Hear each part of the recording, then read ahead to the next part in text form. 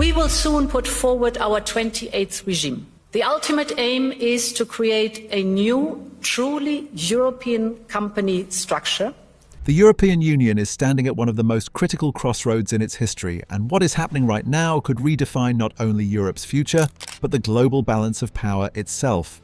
Once seen as the world's most successful political and economic union, the EU today is struggling to keep its identity intact under the pressure of war, economic slowdown, political fragmentation, and rising public anger.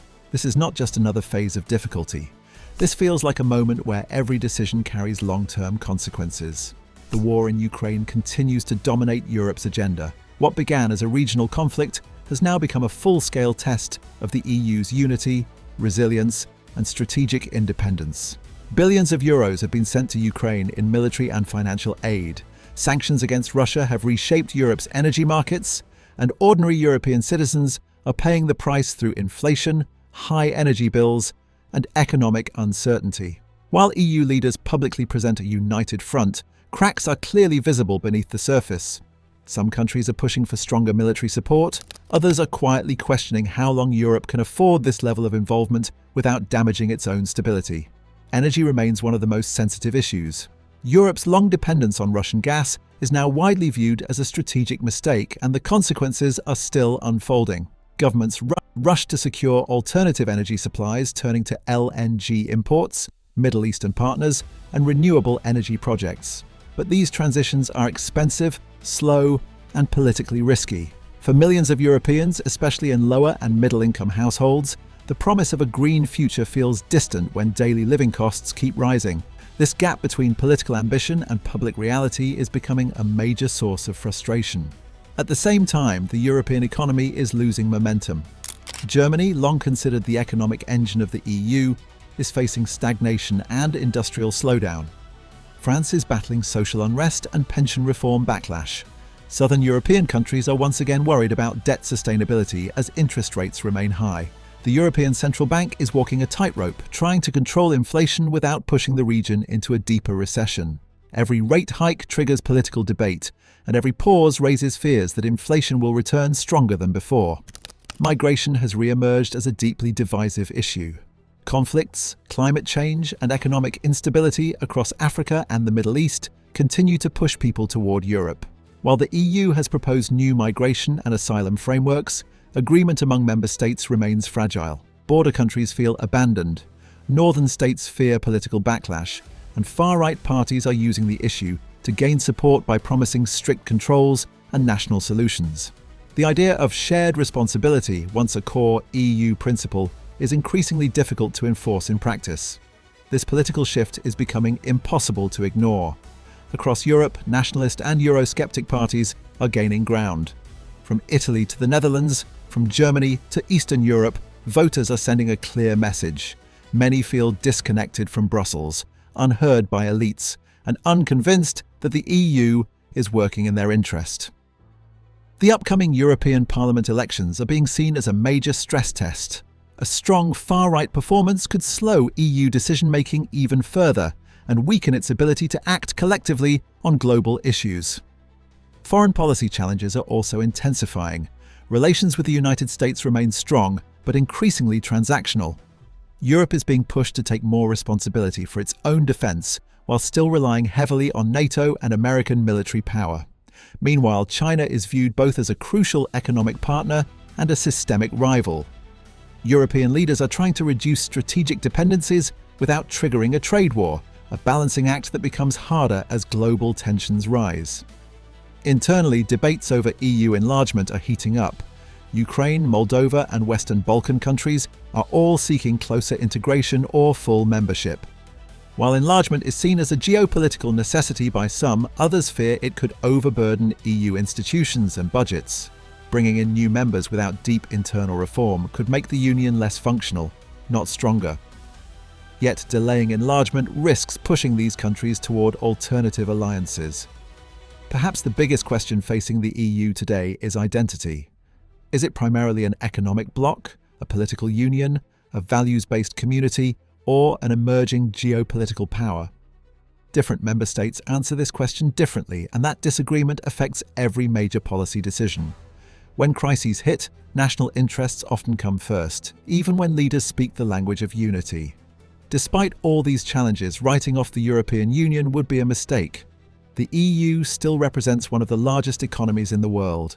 It has regulatory power that shapes global standards, from data privacy to environmental rules. It has proven time and again that it can survive crises that once seemed existential, whether it was the Eurozone debt crisis, Brexit, or the COVID-19 pandemic. The question is not whether the EU will survive, but what kind of union it will become. What happens next will depend on leadership, public trust, and the ability to turn crisis into reform. If EU institutions continue to appear distant and slow, public skepticism will grow. If economic pain persists without clear solutions, political fragmentation will deepen.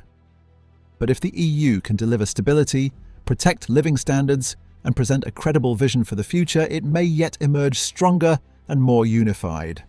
Right now, Europe is not collapsing, but it is clearly transforming. The choices being made today on war, energy, migration, and democracy will shape the continent for decades. This is why the European Union is no longer just a regional story.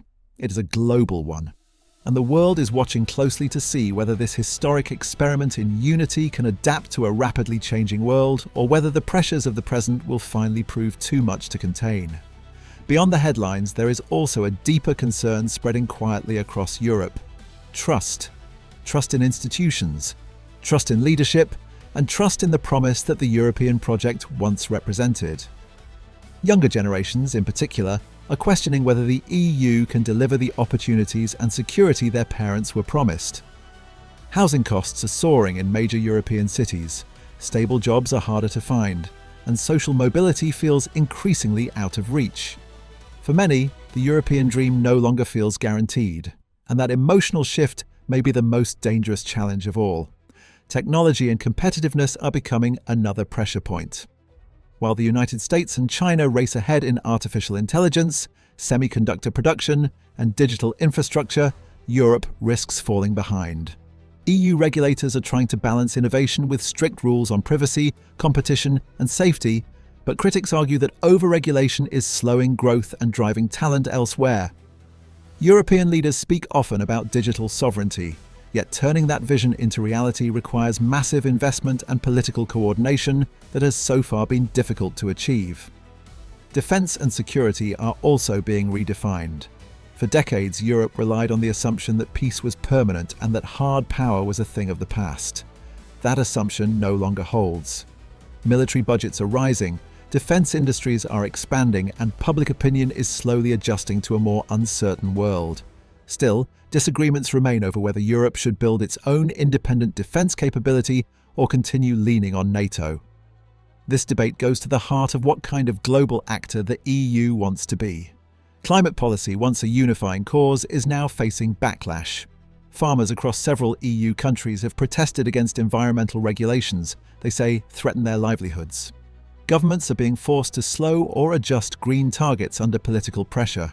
The challenge for the EU is clear: how to fight climate change without losing public support.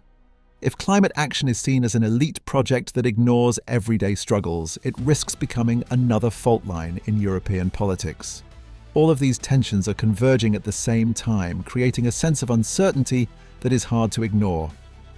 The European Union was built through compromise, crisis, and long-term thinking. Whether it can continue that tradition in a faster, harsher global environment remains an open question. What is certain is that the coming years will not be defined by stability, but by choice. Europe can drift, react, and divide, or it can confront its weaknesses honestly and adapt. The future of the EU will not be decided in a single election or summit. It will be shaped by how well leaders listen, how fairly burdens are shared, and how convincingly the Union can explain why it still matters. In a world where power politics is returning and alliances are constantly shifting, Europe's ability to stay united may be its most valuable asset. Lose that, and the European Union becomes just another collection of states. Protect it, reform it, and reconnect it with the people, and it may still surprise the world.